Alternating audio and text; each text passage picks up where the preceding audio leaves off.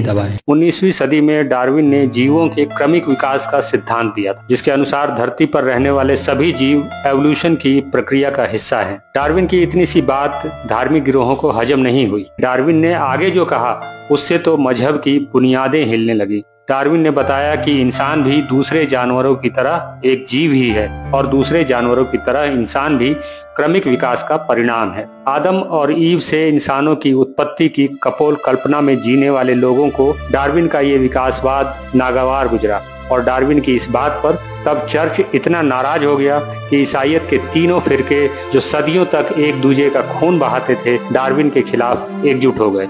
इतना ही नहीं, दूसरे तमाम धर्मों ने भी डार्विन की इस खोज को धर्म विरोधी करार दे दिया। डार्विन ने दूसरे जीवों पर अध्ययन के बाद ये अनुमान लगाया था कि इंसान भी कुदरत की इस इर्तिका का हिस्सा है। समय में लाखों साल पीछे जाने पर इंसान और चिंपैंजी के पूर्वज एक ही रहे होंगे। इंसानों को लेकर डार्विन का ये अनुमान दूसरे जीवों पर उनकी गहन रिसर्च का नतीजा था। इसके बावजूद डार्विन के पास इंसान के एवोल्यूशन को ठीक से समझाने का तब कोई ठोस सबूत नहीं था। इसलिए धार्मिक गिरोह उनके खिलाफ प्रोपेगेंडा फैलाते रहे और डार्विन के खिलाफ फैलाया जा रहा ये प्रोपेगेंडा आज भी बदस्तूर जारी है। एवोल्यूशन का जो सिद्धांत डार्विन ने दिया था वो दुनिया की स्थापित मान्यताओं को ध्वस्त करने के लिए काफी था। इसलिए चर्च के साथ ही दूसरे मजहबी गिरोहों के लिए भी ये जरूरी था कि वो डार्विन की इस खोज को गलत साबित करें। इसके लिए कई फेक साइंटिस्टों को काम पर लगाया गया और डार्विन के खिलाफ हजारों किताबें लिखी गईं। लेकिन धार्मिक गिरोहों के इन षड्यंत्रों से बेपरवाह कई शोधकर्ता ऐसे भी थे जो डार्विन के इस महान काम को आगे बढ़ाने की खातिर इंसान के क्रमिक विकास की गुमशुदा कड़ियों को खोज रहे थे। और इस खोज में